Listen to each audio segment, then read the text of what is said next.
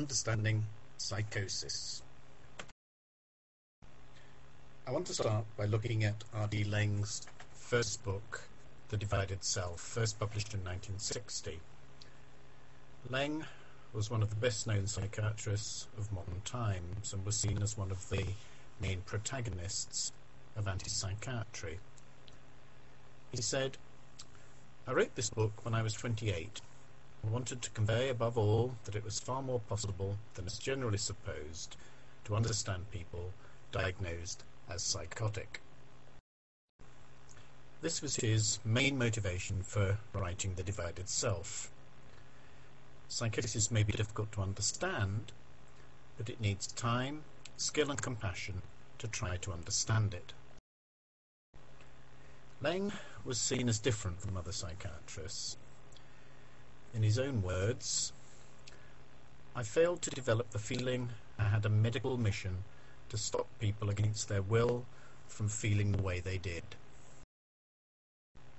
Instead, I wanted to create a space where people could be treated by me, if they wanted to be treated by me, in completely different ways, in many respects the opposite ways from those in which I had been trained to treat them."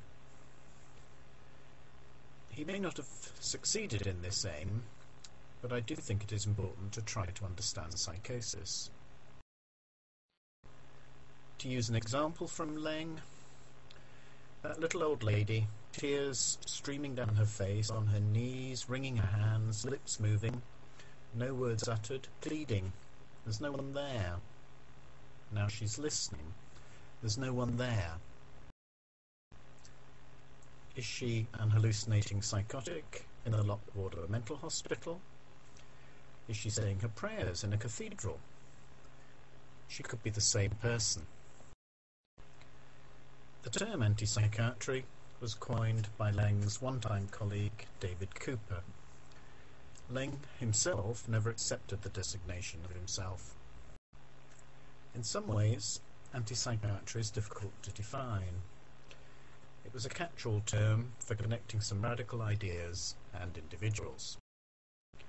In fact, it has always been defined more by mainstream psychiatry to mark out its opposition than by the identified protagonists themselves.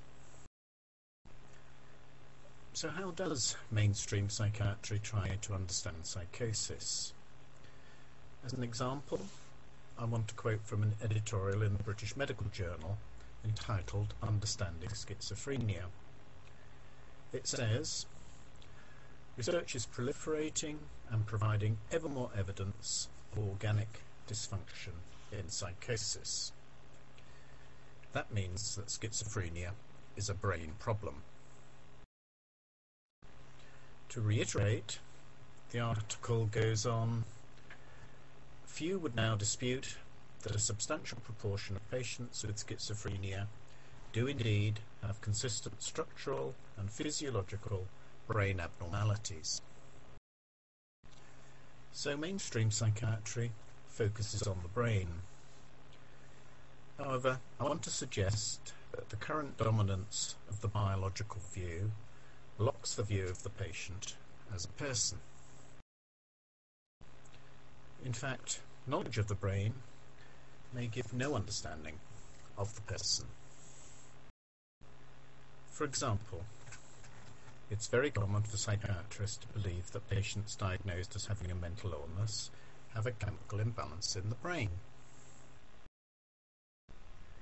This view is transmitted to the public so that there is widespread acceptance of this hypothesis.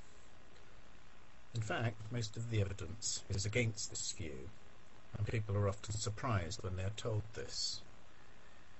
But I don't want to go into the evidence in this talk. Instead, I want to make a more general point about the problem of focusing on the brain. Just to be clear, though, I'm not saying that psychosis has nothing to do with the brain. Of course, psychosis has its origins in the brain. However, making such a statement does not provide any understanding of the reasons for mental health problems. In fact, reducing mental disorder to a causal statement about brain pathology avoids ascribing any meaning to such action. People are not the same as their brains. Perhaps the way to describe what I'm saying is that psychosis shows through the brain, but not necessarily in the brain. I'm not saying it is necessarily easy to understand psychosis. In fact, it may be very difficult to make sense of some people with psychosis.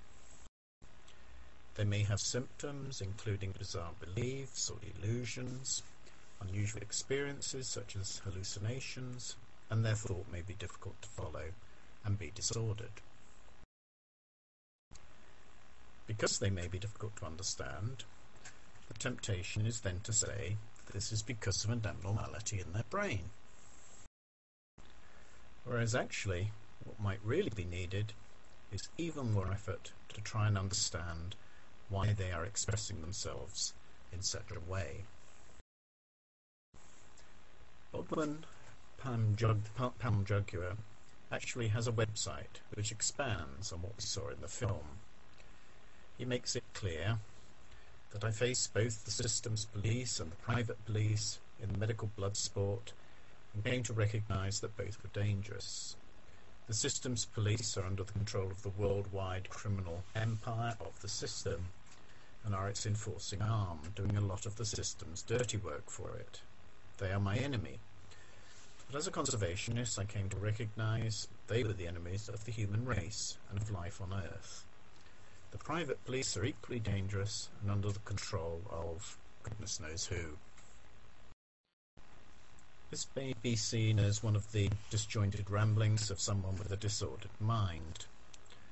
However, the website also gives indications that he understands his predicament. To quote, "I was just a quiet living countryman, trying to find some peace and quiet in remote country areas, but never found it." He goes on, "I lived through a series of disturbing events and then became distrustful of others and retreated into nature." As a psychiatrist, I've seen enough people with this reaction to life to know that they tend to continue in this state. So it may not make that much difference to his condition that, as Bogdan says, I've been off all so-called schizophrenia medication for 37 years after someone was forced on me for a few months in 1975, and I was said to need it for the rest of my life. So, in conclusion, psychiatry should offer understanding of people's difficulties. I'm not saying it doesn't do this, but it does need to change its emphasis. In the words of Diana Rose, the culture of psychiatry has to change so that people are not treated as cases or instances of categories, but as people with hopes, fears and aspirations which need to be dealt with on a human level.